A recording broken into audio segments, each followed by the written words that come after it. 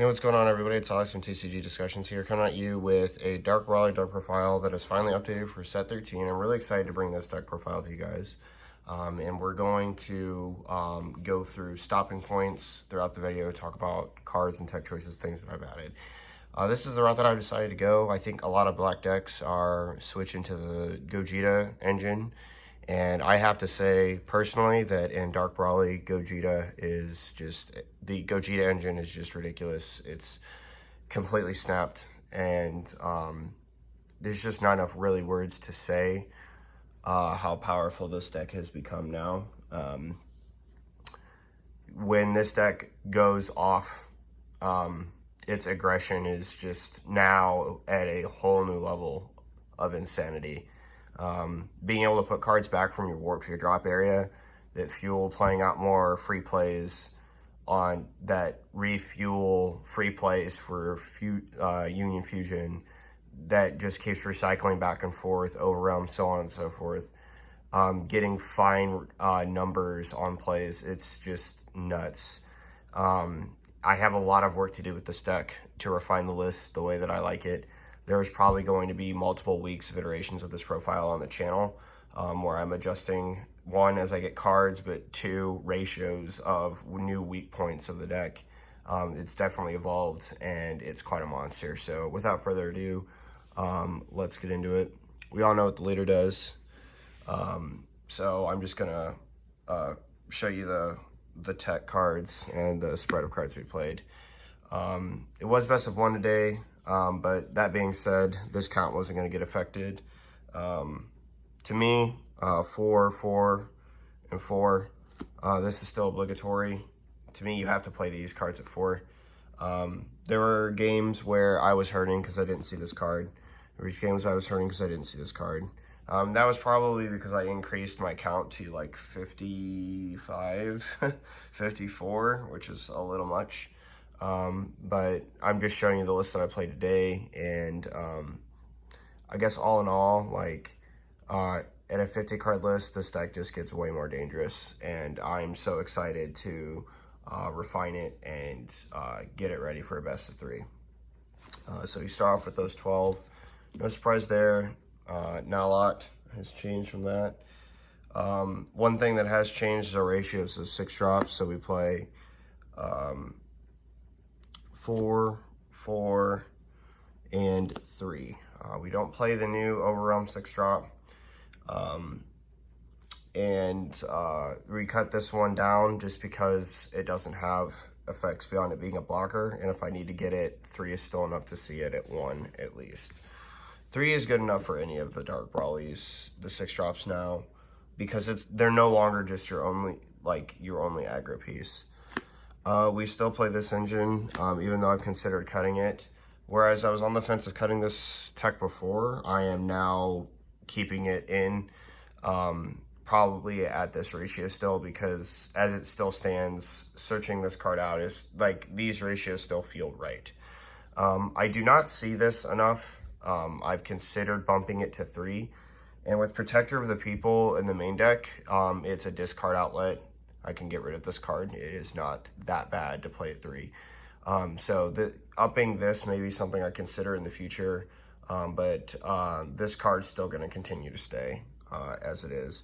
I just have no desire to try and play this. Even with the new 6 drop, I just have no desire to try and evolve into it. So Heartfelt Plea engine is still good, but I would consider bumping Heartfelt Plea up. Next, we play 4 Demigra, the honorary Dark Raleigh card. This is a card that I may cut to 3 just because thwarting the Dark Empire is that strong. And the thing is that while this card is snapped completely, energy usage-wise, it is just out-resourced. And that's the problem. It just may be at a point, this deck may be evolving to the point where the 2 energy you spend on this card is just better later game than it has been early game, because its impact is like less felt. You feel that you're doing more by Union Fusioning, which is where the deck wants to go. And so yeah, I might reduce this by 1. I have to tinker around with some numbers and get my Union Fusions where I want them. Next, for the only Union Fusions that we try to play for today for target-wise, we played 1 Thwarting, because this is all I have currently, and I am going to get more. And then 3 Gogeta Fearless Fusion. So let me just first start off by saying that these cards are snapped in half. This probably needs to be at 3 or 4, and this needs to be at 3 or 4. And I will cut and make space for that, 100%. This is just too good. Like, I can't stress this enough. So if you think of Union Fusion in terms of gravy in Demigross Thra, these cards basically act like one energy like gravies, that one's a blocker that warps a card and another card's a 25k double strike that warps a card. There's just not much more to say than that. So for the 2 energy that you could get for playing down a gravy, you now get 2 bodies, 1 blocker, they both warp a card, and they put 4 cards back. And that's just value town. In Dark Brawl, and not to mention, this being a double striker and this just being like another swing, it's ridiculous. Like, it's just nuts. Free value everywhere, and I really, really like this engine. I cannot wait to get more of this or increase the ratios of cards. Like, for example, I would immediately consider cutting a Demigroff for another one of Thwarting. I would immediately consider it. I'd immediately consider cutting an Uncontrolled Berserker for another Thwarting. Realm Ravager still like the best Dark Brawler card. So, but yeah. Just nuts, these cards are insane, and I plan on making concessions in the main to continue to increase the counts of this as I get it, and I have my 4th Fearless Fusion, so we'll see what goes on with that. So onto our Goku, Xeno, and Vegetas. We played 3 Beyond All Limits and 3 Vegeta Thwarting the Dark Empire. Not sure about this card. I went with this because I saw it in a list. It is 30k critical, which is nice. It also is like a mini Secret ID, which we're not playing anymore because we're playing this card. That's the only reason I'm not playing Secret ID. But I also have 4 Feigned Greetings, and I just may play that instead. It just may be right to do, and yeah. So, this is disgusting in this deck. Just, I can't believe how good this card is in this deck. A free 30k beat stick that gets you another card back, like, it's completely gross. And yeah, I think that these are cards that also, whatever ratios of these I play, may need to increase up to,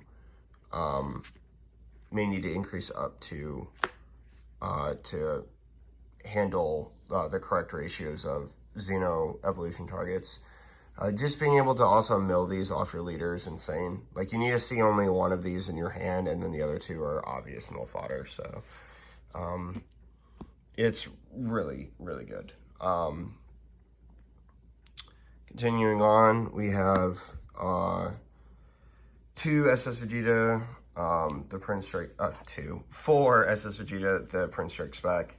No shocker here. It's just where we're going to go with that super combo.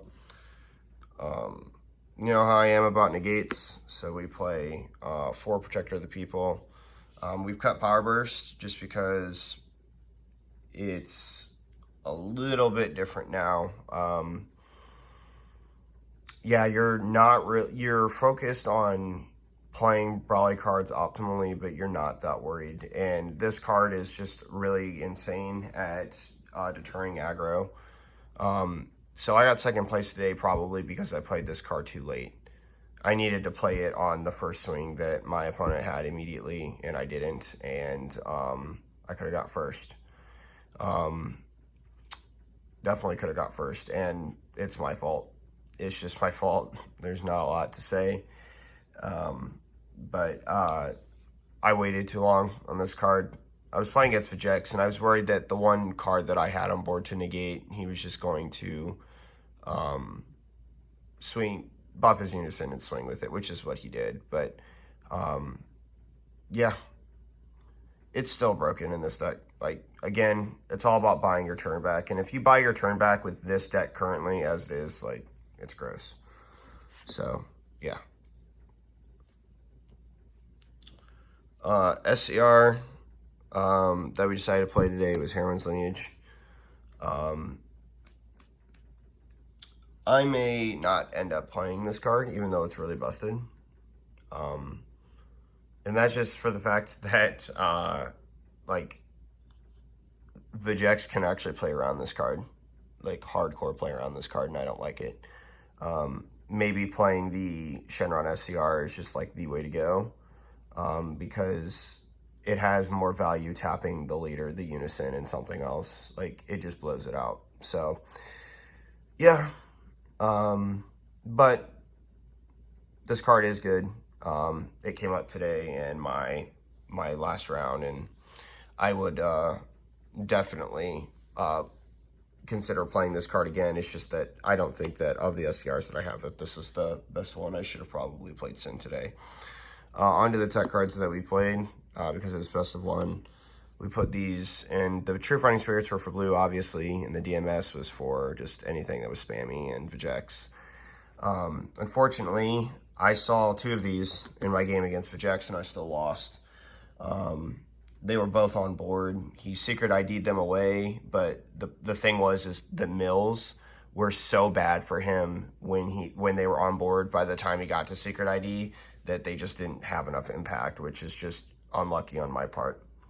So, with a slight misplay, but we'll correct that and fine-tune the deck more and get better. So, I wouldn't play these 5 in the main. I would adjust ratios for other cards, make concessions, and I will be trying to make a tighter list.